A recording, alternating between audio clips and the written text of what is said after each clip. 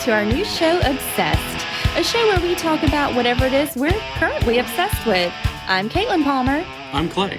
And we're Obsessed. Well, if it isn't our favorite people in the entire world, all of you guys, thank you for coming back to episode 5. Like, what are you still doing? Like, we're so glad you're here. Caitlin. Yes? Before we start the intro, I have to say something. Oh, shit. What? I just got terrible news. Oh? Apparently, we're supposed to be comedians. Oh, shit. We have not been telling any jokes. I think we are the jokes. This show has been so unfunny and so unlistenable from a comedic standpoint. Well, I mean, they say toilet humor is the lowest form of humor. We didn't even do a lot of that. We really don't. I'm kind of surprised at us. Vasco cuts out all the farts. He does. Y'all, Vasco's had to edit out at least 2 farts. Yeah. Both of which belonging to Caitlin. No, they were Clay's farts. No, seriously. Anybody who knows us knows Clay's the one who farts. Yeah, I don't do that. They know that. I don't do that. But anyway, yeah, thank you so much for coming on. And fun fact, when this show airs on Wednesday, April the 13th, it'll be my birthday. Oh, were you waiting for me to say it was going to be your birthday? I was hoping that you would say it was going to be my birthday. I didn't forget your birthday. You know what I want from all of you listeners? If you would like and subscribe to our show, that would be super duper cool. I'm desperate these days, you guys. It's so bad. I stopped our waiter and I was like, sit down, we're your parents now. And he was like, okay. And I was like, we have a podcast. No shame. No shame. No inhibitions. None. This is how I've gotten to where I am in my life. I'm a professional ass kisser. But no, for real, thank you to everyone who's been listening. Today's episode is actually a request. Remember how we said if you requested stuff, we would try to do it? Well, here we are. Making good on our promise. So I actually know what it is this time. He does, and that's very strange to me because I didn't get to keep it a secret all week. Right. I mean, you still wouldn't let me look at you when you were compiling your notes. Yeah, no, and I have some good notes for this one. So I don't have a scientific study or discovery, the typical news article that we do at the beginning of these. Why? Well, I just felt like maybe I didn't look one up beforehand. I can appreciate your honesty, honestly. Well, but I planned for it. Oh, yeah? Well, if you fail to plan, then you plan to fail. That's that old saying. But instead I figured maybe we could do something a little different. Talk about, like a mini obsession. Ooh. Yeah. What would that be? Right, so I'll go first. I'll just tell you what, I've been doing, which you know what I've been doing. Always. I have no secrets. Not for me, you don't. I've been playing The Witcher 3. Yes. Because it went on sale and I got it and all the expansions. And we had been watching the Netflix Witcher. Yes. And some people get incredibly pissed off at this, but I watched the Netflix series before playing the games. Same. I watched the Netflix series before reading the books. So I'm at the very end of it, not books, not games. I'm at the Netflix adaptation. Right. But I knew about it before. I was like, nah, eventually it'll go on sale and I'll check it out. Because I know it's a good game. Right. But yeah, now I'm finally, after 3 seasons of The Witcher, I'm now on the 3rd game of this series. Wait, there's only 2 seasons, aren't there? No, I think we're on the 3rd season now. Are we? I don't even know. I just, Henry Cavill's out here doing God's work. And yeah, painting custodies. I would drink that man's bathwater. It's That not is a so secret. gross. It's disgusting, and I'd do it. Well, he might have a spit from a basilisk or something on him. So that would suck. I would die. Yeah, you would die.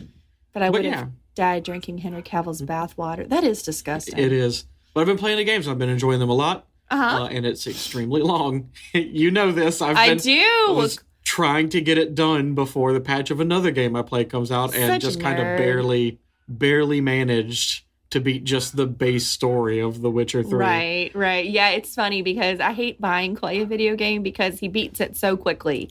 And it's kind of like, man, I just spent $60 and you were done in 2 days. I did all the stuff, though. I did all the side quests. He did, but that's been his life. He's like, I got to go play The Witcher. It's like a job. I got to go take care of I've got cat. work to do. I've got work to do. There are monsters that need witching. Yes.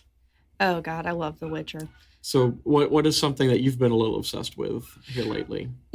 This week I've mostly been dissociating because I'm obsessed with dissociating. Like, I am so tired. I also am obsessed with The Witcher. I made a TikTok joking about I'm just going to quit the grind and write Witcher fan fictions all day long. Yeah, I'm sure there's a huge market for Witcher fan fiction. Somebody did ask me for the link, and then I was like, I haven't actually written any, but I've got them up here in my brain. Oh, God. I can't write stories, though, and mine would have no plot. Yeah, it would just be an extremely long sort of extended fantasy about Geralt of Rivia standing out of the bathtub. Oh, God, and the water cascading off his thick thighs. Excuse me, I need some time alone with my husband. With me? I'm not Geralt of Rivia. I still love you. Well, that's something at least. At least there's that. Oh, gosh. People are like, not coming up. But enough about Geralt of Rivia, although I could talk about Geralt of Rivia all day, as could you. Listeners, scale of 1 to thighs. How much do you love Geralt of Rivia? 1 to thighs. Yeah, new kink unlocked. Oh, God. Again, our parents, and they listen to... Oh, no. Yeah, they're going to hear you talking about it. Okay, we're not sending our parents the link to this one. They'll find it. No. My mom might. Your mom might. Yeah, I'm okay your if parents your mom might knows. be able to find I'm okay it. if my mom knows, but my dad hearing me talk about like being crushed to death by Geralt of Rivia's dummy thick thighs, that's a little embarrassing. Everyone else, though, like my boss, my friends, my coworkers, sure, you already know. I know what it is, but why don't you tell everyone else what it is that you have dug up here? Well, it's kind of funny that we were talking about The Witcher and Geralt of Rivia because he's called the Wolf. Our episode this week is kind of a wolf man, dog man. Thank you, Mandy. Oh, half wolf man, half dog man. Half wolf man, half dog man. Hell yeah. There's too much thing in our thing. So this man, bear, pig. Man, bear, pig. He's half man, half bear, and half pig. We're so tired. So this episode was requested by Mandy with an I. Thank you, Mandy, for requesting this. I am so excited to talk to you today about the Beast of Bray Road. Have you heard of it?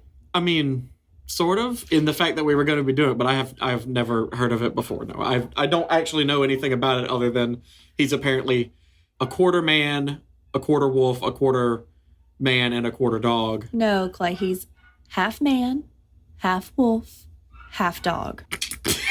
It's simple math. No, for real. This is the Wisconsin werewolf. Could it be stalking the roads and cornfields of Elkhorn, Wisconsin? The Beast of Bray Road is a large humanoid with lupine features, allegedly been stalking Bray Road, sometimes near cornfields in Wisconsin, since the 30s. Often described as standing 7 feet tall with shaggy gray or brown fur, a long face, pointed ears, and glowing yellow or red eyes. Weight estimates kind of vary from 150 all the way up to 700 pounds. Holy shit. But there's a big discrepancy, but everyone agrees that it's bigger than a big dog. Sometimes the beast is reported with a tail, and sometimes it just has a little fuzzy butt. It can walk upright, but it's been known when it runs to run on all fours. So it's a big critter. Real quick, because this is eating at my brain right now. I have to talk about this. I've noticed that, like, when I do an episode, when you do an episode, you do yours, well, rather, I do mine sort of like a lazy professor giving a sort of, like, presentation on a subject. You do yours like a book report. We're two different people. I get nervous when the microphone's on, so I have to have notes. Like I do have a straight up book report. You got an actual book report. I have a literal book report. In Times New Roman. I did it in Calibri. Calibri. I don't know. Well, you're gonna miss points for that, and I see you didn't indent on the first paragraph either. So. God damn it. Yeah, I'm afraid you're gonna have to deduct points. Oh shit. Okay. But so what's the difference between this wolfman and other wolfmen? Okay, so wolfman, werewolf, these are kind of terms. There is a little bit of difference. People use the term werewolf because it's popular. People know what a werewolf is. So for simplicity's sake, I get it. But right, so it's a dude who has been cursed that if he sees anyone's ass cheeks, he turns into a wolf. Yeah, a moon, exactly. Right. And that does extend to asses. That is correct. So, but is it a werewolf or is it a dog man? Because those terms are kind of used interchangeably. A werewolf, by definition, is a human that turns into a wolf. So, like, it's a curse. They see a full moon. They see a dummy thick ass. They turn into a wolf. They see Geralt of Rivia. They see Geralt of Rivia. Stand out of his bathtub, water rippling down his pecs. He turns around and it's like, oh! Right, like the old Looney Tunes. Yes, his eyes pop out of his head. Yes, it's like you were there. So, a dog man is more of an anthropomorphic dog. So, like a person with dog-like features or a dog with person-like features. That sounds less scary. It does. Than a werewolf. It does. It's less supernatural, I think. You know what I mean? Like, there's not magic. But maybe there is. I don't know. You're not going to turn into a dog sort of without magic, I think. I know they mean like a wolf-like dog, but I just picture like a black lab person. Right, yeah. Dude just walks up, he's just a black lab. And he's like really excited and pees on stuff. Right. So, he's our black lab? Yeah, he's our black lab. He's Kipper. He's really excited and he pees. The Beast of Bray Road is more of a quote-unquote dog man, but people say werewolf interchangeably. But just for the sake of the argument, I wanted to address that there is a difference between those two terms. Yeah. So Bray Road, as we've said, is in Elkhorn, Wisconsin. Elkhorn was the traditional Christmas card town. It was actually featured in old school postcards. It was literally the Christmas town. So it's like the most sort of cookie cutter, small town that you would set a horror movie in. Perhaps. Henry Ford actually commissioned these paintings of like Main Street on Christmas, and they have the Christmas lights and Santa and the reindeer. It's very pretty. It's very picturesque. It is the classic Christmas card town. There were Christmas cards in this town. So several reports and videos throughout my research. Bray Road, the road itself, is just kind of a road. There's nothing particularly spooky about it during the day. Although there is one person who put a statue out of the beast in their front yard, and that's dope as hell. I want to be those people. That would probably scare somebody who didn't know about that person's house. Yeah, so I fell for some clickbait, Clay. I'm not proud of this, but I'm going through videos and there's one that says, "We found the Beast of Bray Road." I'm like, no, you didn't, but I had already clicked on it, And they're like, oh, look at this road. And it's like, oh, it's just a road. And it's like, oh, hey, cornfields, cool. And it's like, oh, my God, it's the beast. And it was the statue. That dude. Yeah, but I mean, like, if you didn't know that dude had a statue in his front yard and it was like a dark and foggy night and you knew about the Beast of Bray Road, you're driving down this road and then that just kind of like comes out of your peripheral, I'd probably. Yeah, no, that's true. That's very true. In brown in your pants. In brown your pants. Oh, yeah. So although Bray Road specifically has been reported as one of the beast's haunts, all puns intended, it has been cited throughout Racine, Walworth, and Jefferson counties, along with the side of the road scavenging. It's not going to stay in the same spot forever, guys. Like, come on. Right, he's at least half dog. He's at least half dog. He's got bitches to find, According to an article by Kathy Weiser-Alexander in legendsofamerica.com, the number of sightings in the late 80s and early 90s prompted a newspaper article in the Walworth County Week to assign reporter Linda Godfrey to cover the story.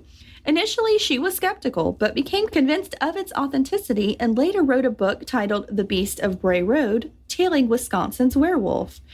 And a fun fact, even though Lisa Godfrey is the leading expert on the Beast of Bray Road, she's never had an experience with it herself. And she called it a werewolf. Well, I think it just kind of media hype calling it a werewolf more so than it actually, you know what I mean? But I don't know. I read the book. It's very good. I could talk about that book for hours and hours, but I don't think we get to do that. You read the whole book? I read most. Yeah. Wow. When I do research for something, it's like a wiki page. So. Wow. And you like him more, guys. This is not fair. It's like the mom and dad things. It's like mom cares for you and loves you and clothes you and bathes you. And it's like dad tells you to go to bed but makes a fart noise and dad's the favorite. Yeah. Well, the fart noise seals it. That's fair. So this book, it is dedicated to the author's dog. And I literally teared up when I was reading it. I'm going to read you the dedication because this is important. dedicated to the memory of Tundra Rose, the Lhasa Apso, within whose tiny little white breast beat the heart of a she-wolf. Wow. Isn't that sweet? I was like, come here, Panzer, I need to kiss you. And he made noises. And then he squealed. Yeah. And then our cat sneezed on me. Yeah. So this is not a new thing. So even though it really got the hype happened in the 80s and 90s, the first settlers of Wisconsin did describe canine creatures who would attack and then vanish without a trace. There's a lot of stories of encounters, but this is the one I thought was the scariest. So this is the one I'm going to go into the most detail of. You can look it up. There's countless encounters you can find about the Beast of Bray Road. Although sightings became publicized and popular in the 80s and 90s, the first reported sighting was in 1938. Mark Shackleman, a man in his 30s, got a job as a night watchman at St. Coletta's School for Exceptional Children. So he would walk the school grounds every night, as a night watchman is prone to do. And look at all of these great, great kids that they had. Yeah, I'd be like, man, these children, exceptional. This is the finest collection of children I have. These are some top-notch children. Top shelf, top shelf. And one particular night, as he shined his flashlight across the field, he saw what appeared to be a wolf digging into a burial mound.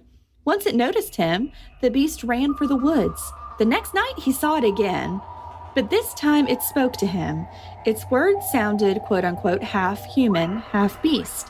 It made up the syllables ga, da, ra. He did not go public with this story because he knew he would sound crazy as hell, and his wife also begged him not to because of the reputation it would bring. Once you're the guy that has seen a werewolf, you're the guy that has seen a werewolf. Yeah, you know? No, that's fair. Yeah. He did ultimately, years and years later after his wife died, tell this story to his son, Joe. Thanks, you little d***. That's a quote from Joe's mom. He recorded the tale to the author of Midwestern Strange, B.J. Hollers. The beast was stooped over, gorilla-like, hairy, and with a terrible stench to him. I think my father said it smelled like rotting meat. Oh, and did I mention there were Indian burial grounds? Hashtag America. There's always Indian burial grounds. There's always Indian burial grounds. And the creepiest part, that's why this one scared me the most. This thing is standing on the side of the burial mound, digging in it.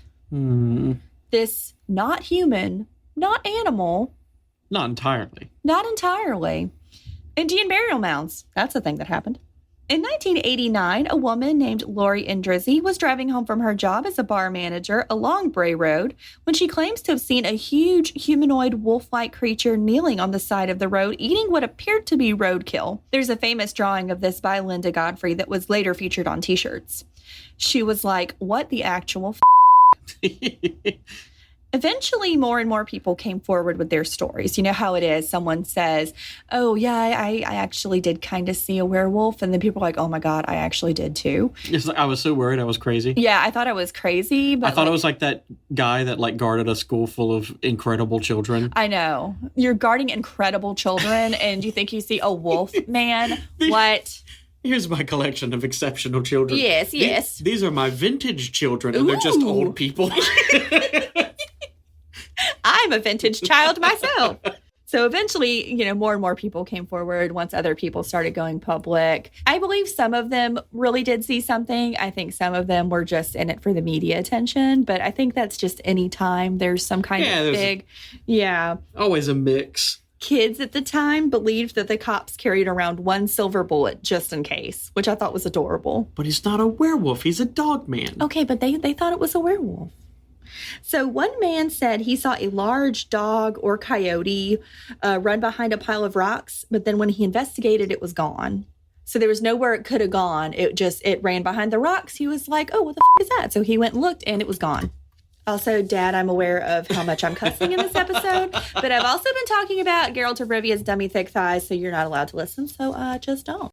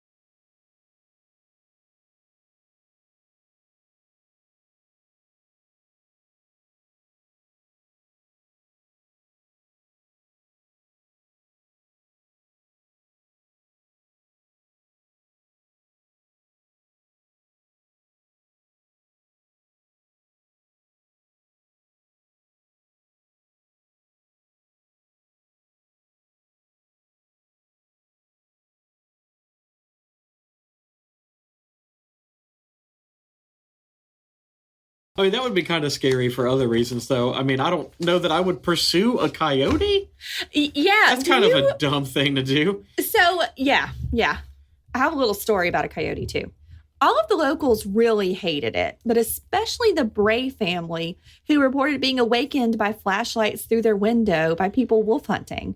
Because people were like, I'm going to catch the Beast of Bray Road. Kill the beast. Kill the beast. That's probably trademarked by Disney. I don't think they can trademark 3 words like that. Fair.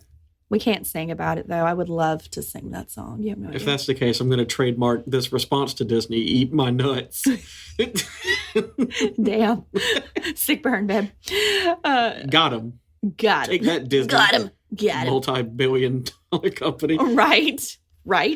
So werewolf hysteria was at its peak. There were werewolf cookies. There were capture permits that people were selling. Capture permits? Yeah, werewolf capture permits. And they were signed by Hairy Face. They're just making shit up. They're just making shit. It was just a thing. There were T-shirts. People would wear costumes and take pictures. There was Oh, no, that could go bad, though. Yeah. Like, what if someone's got a really good Dogman costume? Yes. And then they get shot with a single silver bullet. And then it's like, well, let's just bury him in the Indian burial ground, I guess. Actually die because much like werewolves, humans also are weak to silver bullets. We are. That's true. We don't like to publicize bullets. that we're weak to silver bullets, but we are. Yeah, any bullet. There was a file at Animal Control that was just titled Werewolf because people would call Animal Control. Christ. Yeah. The town. What is Animal Control going to do? I don't know. The town of Elkhorn was like, it's just a dog or a coyote. It's some kind of weird animal. You kids cut that out. A little side note, owning your own weird, quote unquote, like Point Pleasant, that's the home of Mothman. But I guess going from, the Christmas card town to the Beast of Bray Road is not what the town of Elkhorn was Halloween wanting. cards. That's true. See, I think the Beast of Bray Road is cooler than Christmas, unpopular opinion. I don't know. Those are both pretty cool facts about the place. Yeah. I like that it started out as the Christmas card town. Yeah. And then, it got worse. Well, that's what I'm saying. It was kind of like foreshadowing. It was like everything was nice at the peaceful town of Bray. I forgot what the town's name was. Elkhorn. Elkhorn. So there's a lot of theories about what actually is the Beast of Bray Road because people were seeing something. One person thought they hit an animal with their car. They got out to investigate. This weird wolf creature lunges at them. They got back in their car and they hightailed the hell out of there. But there were 3 long claw marks on their car. So there is something people are seeing. A lot of people say it's a bear. Other people's thinks it's a Wendigo. Still others believe it's a large wolf or even something supernatural. One person even went as far as to call it God's mistake. Oh, damn. Maybe it's just an unidentified animal. Multiple sightings throughout multiple counties. Maybe it's a litter, of some kind of dog thing. One theory is that it's a coyote with a deformity or a bear that has mange. A manged up bear is terrifying. Everybody Google that right now. Pause the podcast, but come back. It's so scary. It's so scary. Well, my little side story about the coyote, years and years ago before we were married, we had a coyote with mange come in our yard, and it was scary as hell. It looked like the chupacabra, and it was not scared of us. We had to, yell at it and throw stuff at it to get it to leave. Yeah, when them bad boys is hungry, they don't really care. They're desperate. Yeah, it's really sad, actually. That's what I'm saying. It's kind of dumb to chase after a coyote. My mom was like, get it out of here. And I was like, but Mom, it's hungry. So, edit however you feel fit. But, when you think about it, for example, in our neighborhood, there's foxes. I've never seen the foxes, but that doesn't mean they're not there. I've seen a wild fox. This was not where we live now, but at my old house. Yeah. It was neat. It walked 10 feet away from in front of my window. It was just a rainy day and I was looking outside and it just happened to come out of the rain and that's magical. Yeah, it was an enchanting encounter. I want that. I love that for you. Congratulations on that. So it could be that it's just some kind of elusive, unidentified animal. Quick story. Last night while I was finishing my notes, I had to go to the bathroom at 2 a.m. because we ate Waffle House and the light in our bathroom is out.